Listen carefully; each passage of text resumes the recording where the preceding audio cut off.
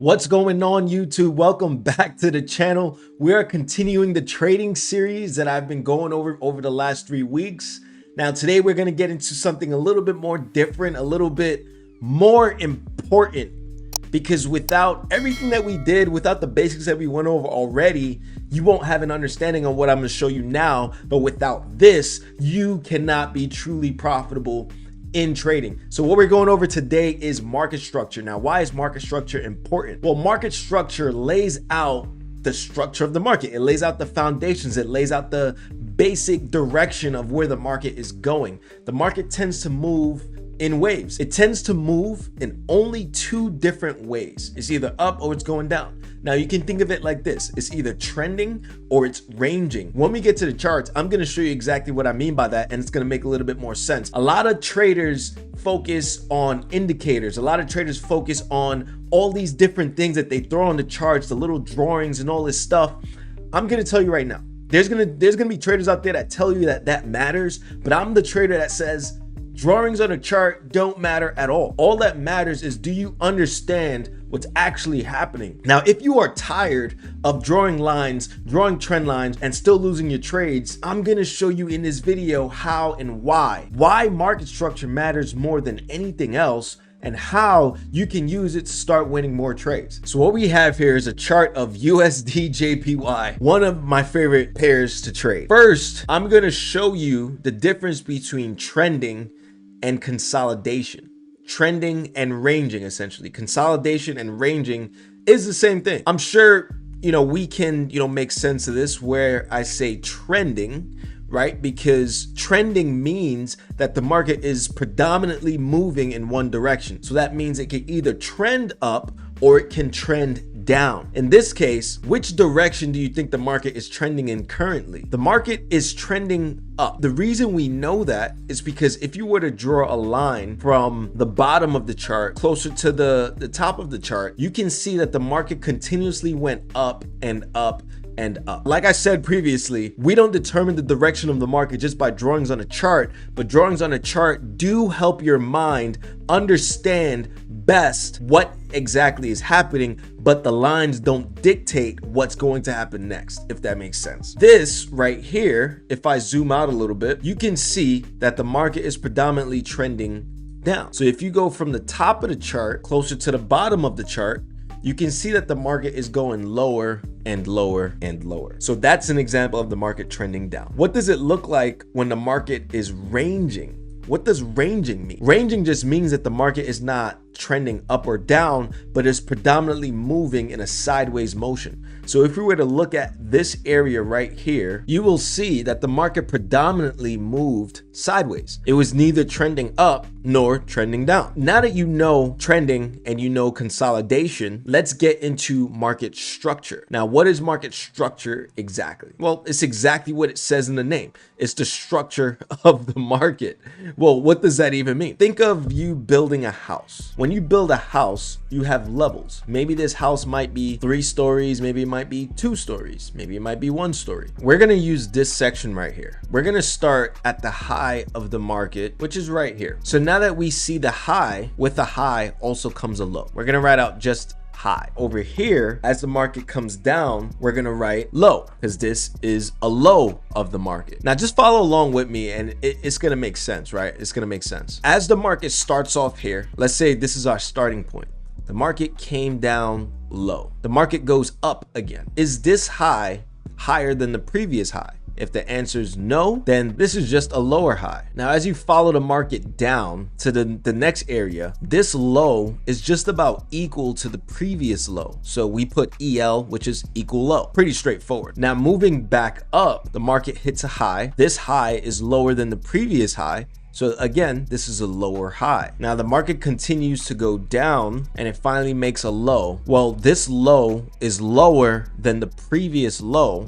So this is called a lower low. Now, as the market makes another high, this high is lower than the previous high. So again, this is a lower high. Market goes down, makes a low, which is lower than the previous low, lower low. All right. So to just break down exactly what I just did, I hope I didn't confuse anybody, but I'm gonna break down what just happened. The reason I'm breaking this down is because what you're looking at is the structure of the market. If you can train your brain to see higher highs, higher lows, lower highs, lower lows, equal highs, equal lows, then you can train your brain to understand the structure of the market. If I were to just take these lines that we drew and I just bring it up here, you can see the structure of the market clearly. It forms this thing called support and resistance. If you haven't heard that before, welcome to the society of traders, where we understand support and resistance and market structure. What is support and resistance?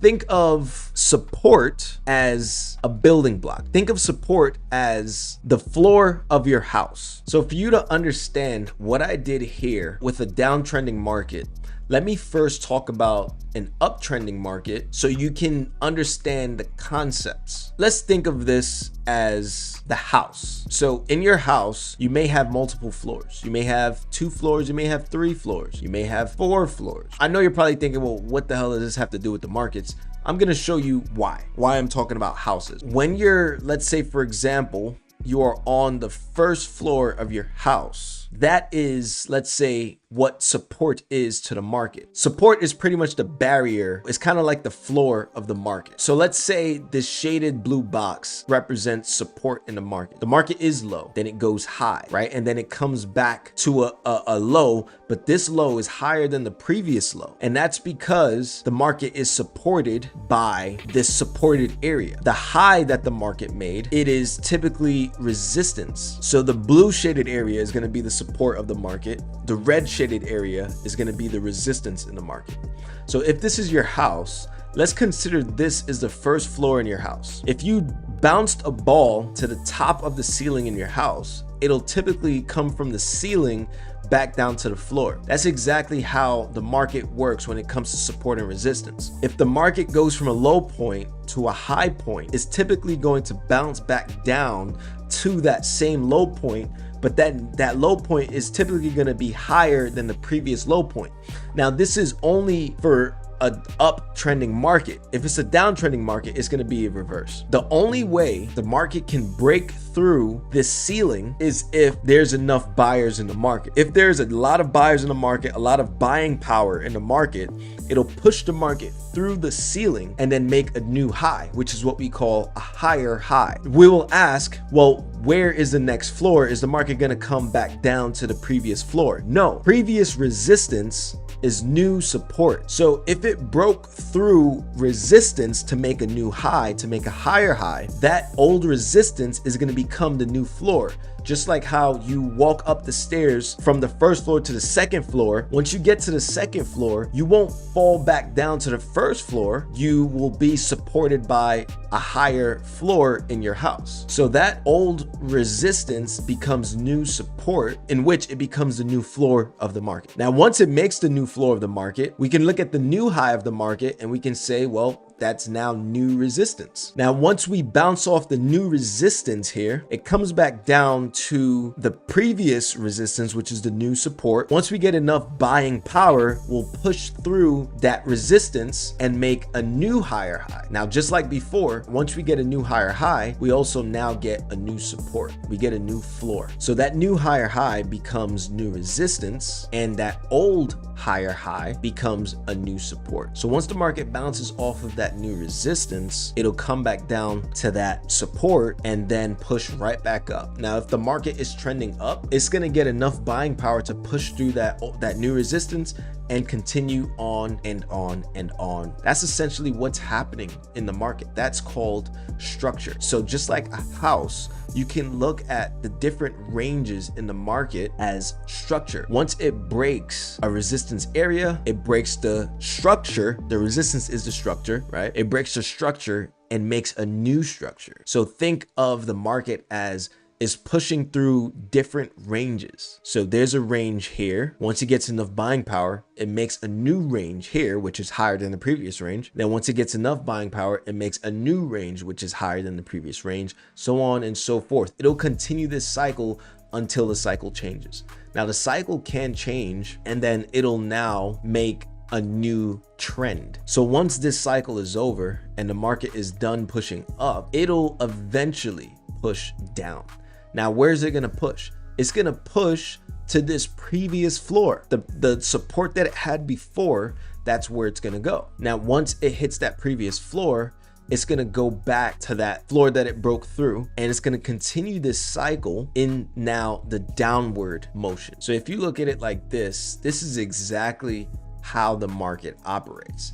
If you can see here, remember those old supports become new resistance, and those new resistance becomes new support. It just depends on where the market is going, whether it's trending up or it's trending down. But this essentially is a constant cycle that the market does. So when you can train yourself, you can train your brain to see this without marking it up, then you know you're at a different level.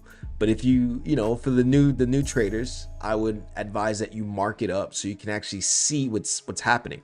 So if we look at this live example of what the market did, we can see that there is a bunch of different supports and resistances here. Here, the market made a resistance. There was support here. So the market was high and made a low. It made a high that's lower than the previous high. It broke through that old support, and then look exactly what it did. It bounced off of it, and which made it a new resistance. Now, as we continue down, we can see that it broke a low here, right? It continued to break lows and make lower highs. It continued to break lows and make lower highs, like literally over and over again. You can kind of see how the market is bouncing off of these same zones over and over again. So once you train your brain to see this, you will have a better understanding of where the market is going. Now, as you see here in this example, after it was finished with its lower highs and lower lows, it started going higher, making higher highs and higher lows. So as you can see, this process just continued on and on.